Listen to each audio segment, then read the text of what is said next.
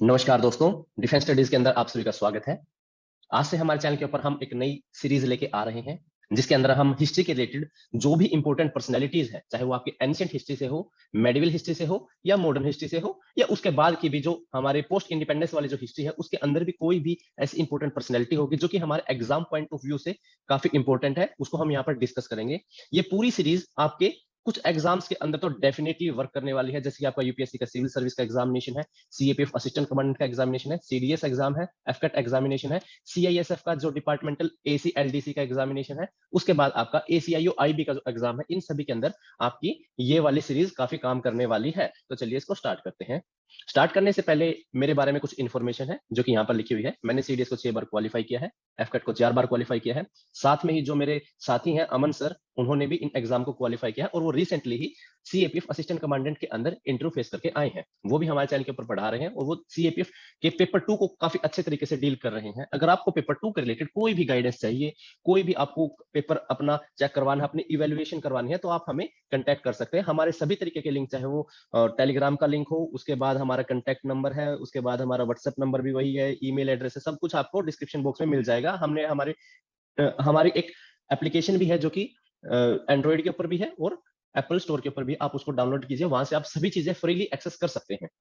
अब हम आते हैं अपने मेन टॉपिक के ऊपर, जिसके अंदर हम श्री औरोबिंदो घोष जी के बारे में पढ़ेंगे। तो रिसेंटली क्या कंटेक्स्ट है? कंटेक्स्ट ये है दोस्तों कि अभी पीएम मोदी ने उनकी जो बर्थ एनिवर्सरी है, कौन सी बर्थ एनिवर्सरी है, वो है उनकी 150th, यानी 150वीं जो बर्थ एनिवर्सरी है, उसको मनाने के लिए उन्होंने कुछ स्पेशल प्लान किया है।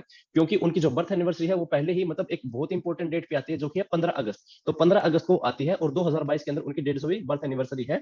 उसके अंदर उन्होंने क्या किया है कि अपने इंडिया के अंदर 150 यूनिवर्सिटी को सिलेक्ट किया है और उनको बोला है कि आप औरोबिंदो घोष जी की लाइफ के ऊपर और उनकी जो फिलोसफी है, क्योंकि औरोबिंदो घोष जी जो जाने जाते हैं वो अपनी स्पिरिचुअल फिलोसफी के बारे में बहुत ज्यादा जाने जाते हैं, तो उसके बारे में उन्होंने पढ़ने के लिए बोला है, उनके ऊपर पेपर्स लिखने के लिए बोला है। तो ये आज का हमारा कंटेक्स्ट था श्री औरोबिंदो घोष जी के बारे में। अब हम आते हैं इनकी लाइफ के बारे में, कहाँ पैदा हुए हैं, इन्होंने लाइफ के अंदर क्या क्या स्ट्रगल फेस किया है, क्या इनका पॉलिटिकल बैकग्राउंड था, उसके बाद ही अपनी लाइफ में कैसे बढ़े और इनको याद किस वजह से किया जाता है।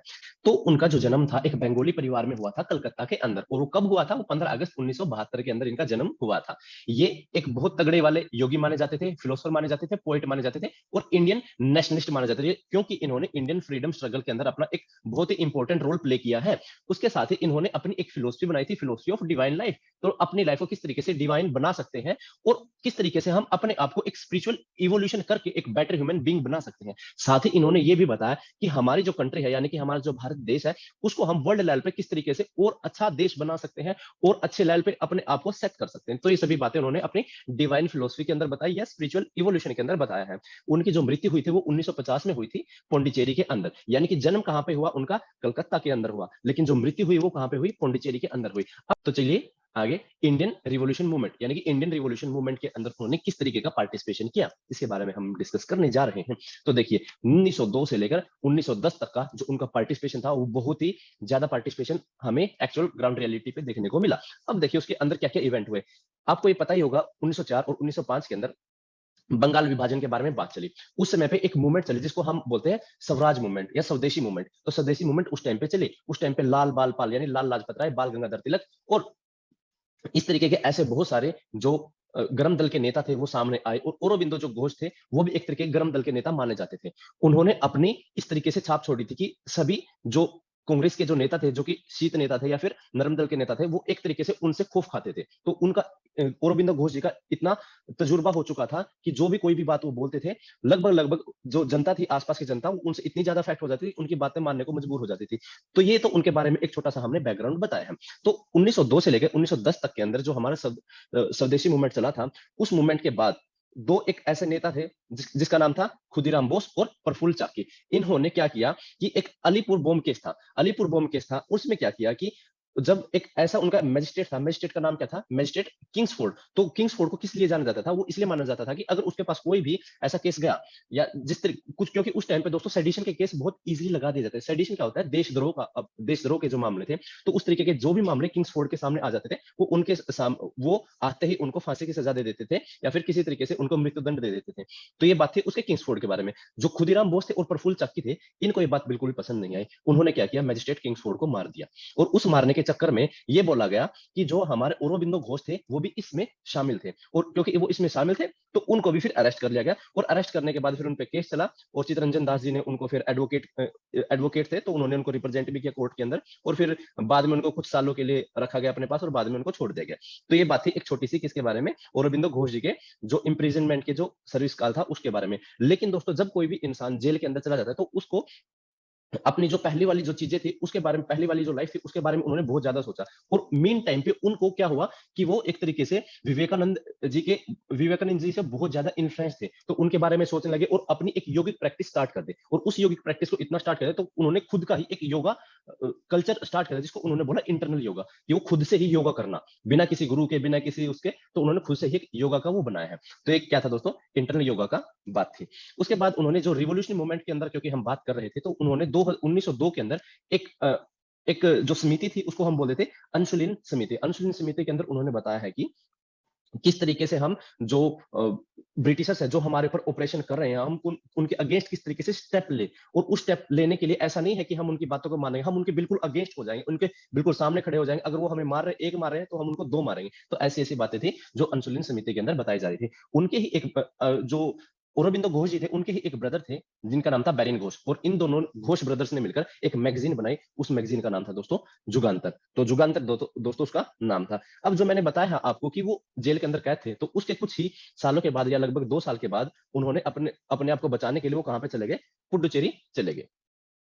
उसके बाद आता है दोस्तों सर औरोबिंदो घोष वर्क्स। तो यानी उन्होंने क्या क्या काम किया, उन्होंने 1905 के अंदर एक न्यूज़पेपर आता था वंदे मातरम, क्योंकि उस टाइम पे एज ए जर्नलिस्ट काम कर रहे थे, तो उन्होंने इसके अंदर एडिटिंग की थी, तो इसके एडिटर वो माने जा सकते हैं। उसके बाद उन्होंने 1914 के अंदर एक अलग से मैगजीन निकाली, उसका नाम रखा उन्होंने आर्या। उसके बाद उन्होंने सावित्री नाम से अपना एक लिटरेरी वर्क निकाला जिसके अंदर उन्होंने पोयम लिखी थी, और ये पोयम दोस्तों कितने लाइन की थी, 24,000 लाइन्स की पोयम थी। समझ सकते हो 24,000 लाइन्स की बहुत बड़ी पोयम इन्होंने लिखी थी, जिसका नाम क्या था दोस्तों, सावित्री इसका नाम था। उन्होंने अपना ही एक तरीके का योगा बनाया है जिसको उन्होंने क्या बोला है, इंटरनल योगा, यानी खुद से ही योगा करना बिना किसी गुरु के।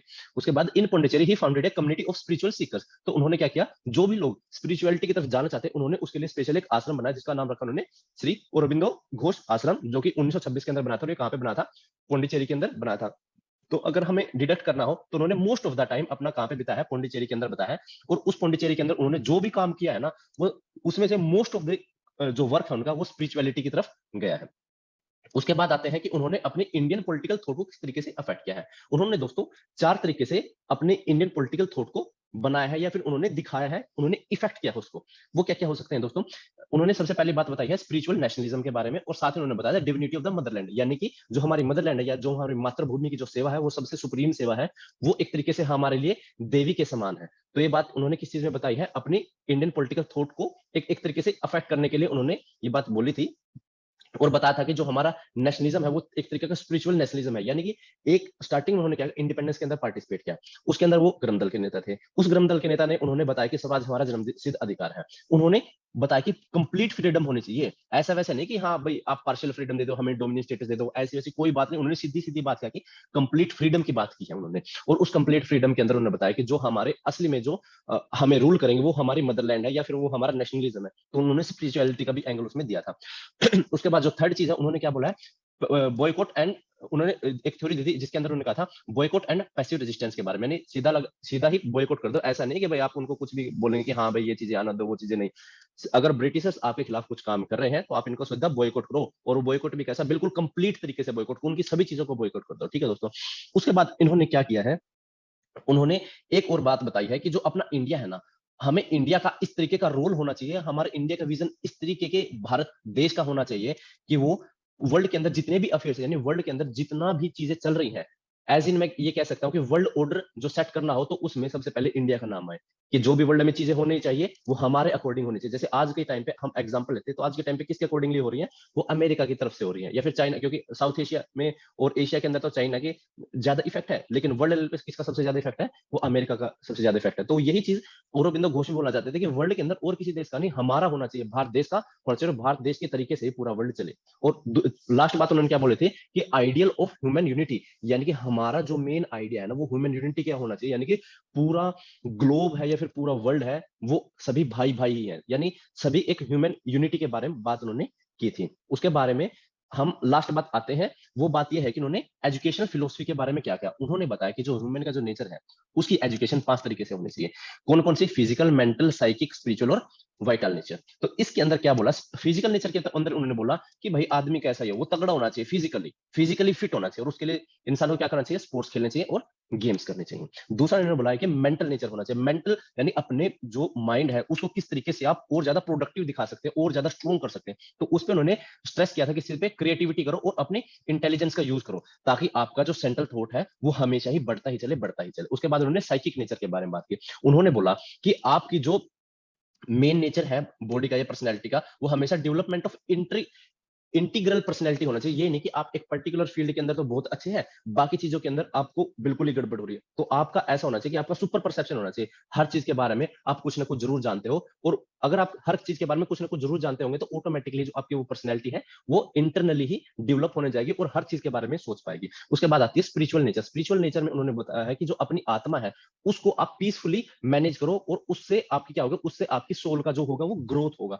और वो ग्रोथ किस तरीके से होगा? उन्होंने इसके लिए भी एडवाइस किया कि आप वेद पढ़ो, गीता पढ़ो और उपनिषद पढ़ो। उसके बाद आता है आपका लास्ट वाले जो उन्होंने फिलोसफी दी है, वो है वाइटल नेचर की। उन्होंने उस टाइम पे बोला है सेलिबेसी को परफॉर्म करो, यानी कि आप ब्रह्मचार्य को परफॉर्म करो, खास करके जब तक आपकी शादी नहीं हो जाती। ये बात उन्होंने अपनी जो 5th पॉइंट के अंदर बोली है। और इसके अंदर वो क्या कहते हैं कि इससे आपकी जो सेंसेस है और आपकी बॉडी की जो डिजायर्स है वो आपकी कंट्रोल में आ जाएंगे। ये दोस्तों आपके जो 5 पॉइंट थे वो हमने अभी डिस्कस किए हैं। देखिए दोस्तों, आपको ऐसे ही जो टॉपिक है, इनके जो फ्री वीडियो लेक्चर्स है, इनका फ्री मटेरियल है, वो आपको हमारे एप्लीकेशन के ऊपर मिल जाएगा, जिसका नाम है डिफेंस स्टडीज। वो आपको प्ले स्टोर पर मिल जाएगी, सीधा डिफेंस स्टडीज टाइप कीजिए, उससे आपको प्ले स्टोर पर मिल जाएगी।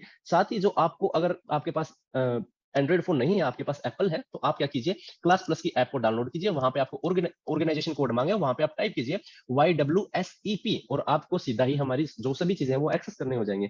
आप अगर सीएपी असिस्टेंट कमांडेंट के पेपर 2 के बारे में थोड़ा सा कंसर्न है, तो आपको डेफिनेटली हमारे पास एक मैसेज जरूर डालना चाहिए कि सर हमें इसमें दिक्कत आ रही है, तो आप हमारी हेल्प आउट कीजिए, तो हम आपको हेल्प करेंगे जितना भी हो सकेगा। आप ईमेल भी कर सकते हैं डिफेंस स्टडीज 007 के ऊपर। आप बहुत सारा स्टडी मटेरियल, फ्री कंटेंट है, वो आप हमारे टेलीग्राम ग्रुप से भी एक्सेस कर सकते हैं। सीधा आप डिफेंस स्टडीज टाइप कीजिए, आपको आ जाएगा।